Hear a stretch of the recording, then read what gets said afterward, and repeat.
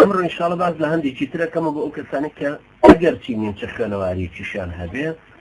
فێری ئەوە ببین کە ئیسلام چۆن ئاڕاستی ئەوەی کردووە کە هەندێک بنەما هەیە، هەندێک مقەوماتی تایبەتی هەیە، هەندێک خاڵی تایبەتی هەیە لە پەروەردە لە ئیسلامە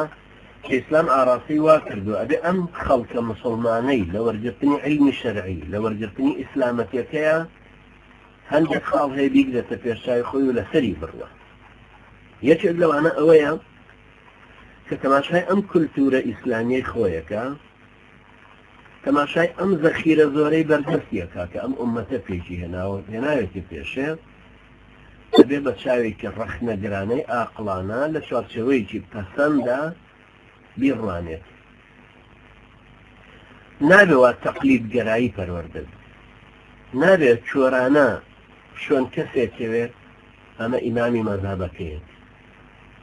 لە هەمان کاتیشە نابێ بەرەڵاش دەستی بداتی، یعنی نابێ هیچ پەیوەندیەکی بە هیچ ڕێسا و یاسایەکەوە نابێت. یعنی عولەما لە فتوا ناسیە خوێندمان وتمان یەکێ لەوەی کە عولەماکان لەسەری متفقن ئەوەیە کە ئینسانی مسلمان واجب نییە لەسەری مەذهبێ وەربگرێت، بەڵام لە هەمان کاتیشان ناشێ بێوە هیچ علمێکی شەرعی هەبێ بڵە خۆم ئەڕۆم و لە قورئان و سنەت وەرەبی، بەڵکو پێویستی بەوە هەیە کە شارەزا بێت. قورئانی پیرۆز لە زۆر لە ئایەتەکانیە تەرکیز لەسەرەوە کردوێتەوە کە ئەفەرمێ خەڵکینە مسلمانینە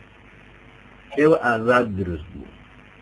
بەڕۆ سەیری ڕەسا و ڕێباز و کللتور و شێوازی هەڵسوکەوتی ئەو کەسانە بکەن کە لە پێش ئێوە یا وەکو ئومەتان هاتوون و چوون، سەیری ئەزمونونەکانیان کەن، سەیری هەڵۆستەکانیان کەن، پاڵستەی کەن. قورئان دید و تێڕوانین و پێناسەکەمانەدا تێ، بەڵام دوایە فەرمێ سەیری لە تەطبیقکردنیە سەیری ئومەتانی پێشخۆتان کەن. واز وەری مەگرن کە ئەوە مسلماتێکە بەڵگەنەویستێکە نابێ بەسەریا بازدەین، بەڵکو وەکو مەعسوومیەتێکە بێوەری بگرین. خوای پەروەردگار ئاوای ناوێت. ئەفەرمێ ئەوەی کە باب و باپیران هێناویانە وا مەزانن ئەوەندە قەداسەتی هەیە و پیرۆزە ئێوە ناتوانن لێی دەرچن، نا ئەتوانن تەمحیصی کەن بە زاراوەی قورئان، تەمحیصی کەن یعنی پاڵشتی کەن، شیکەنەوە لە بێژنگی بدەن، سەر لە نەسەیری کەنەوە بزانن ئاسەواری ئەوان بۆ ئەم زەمانەی ئێوە چی پێویست. خاڵک زۆر زۆر گرنگە لەم مەسەلەیە برانی بەڕێزم لە عالەمی فکر و سیاسەتە ئەوەیە بزانی شوێن و زەمان کە تۆی لێی پێویستی بەچێ، شوێن و زەمان. بۆیە خوای گەورە فەرمێ وإذا قيل لهم اتبعوا ما أنزل الله قالوا بل نتبع ما ألفينا عليه آباءنا أولو كان آباؤهم لا يعقلون شيئا ولا يهتدون. أفرمي أقر بيان بوتري ورن شوێن ئەوە بکەون کە خوای پەروەردگار ناردوێت یەخوارەوە، بەڵێن نا ئێمە شوێن ئەوە ئەکەوین کە باب و باپیرانمانی لەسەر لای خوای گەورە فەرمێ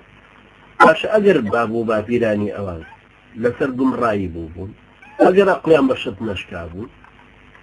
ئەگەر هیدایەتیان وەرنەگرت بوو هەر ڕۆن بە دوایانە. خوای پەروەردگار دوو شت باس دەکات،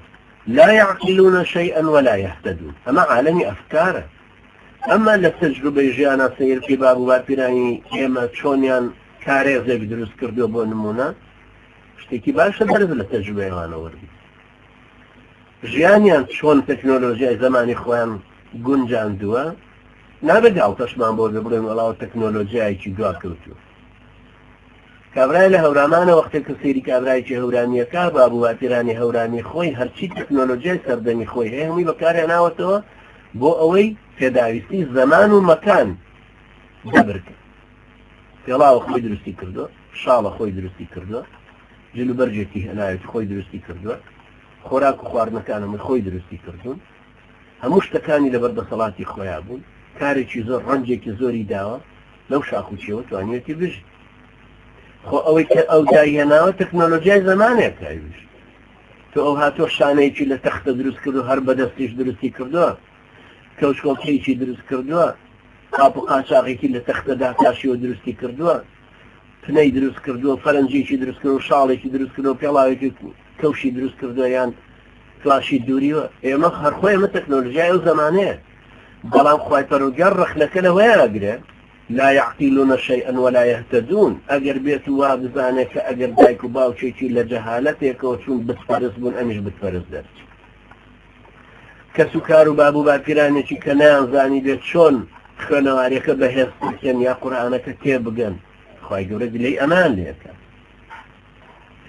ئەنجا ئەمە ئاەتێکیشە بۆ هەموو شوێنە جێگا و ڕێگایەکە ئەمە بانگەوازێکە بەوەی خەڵک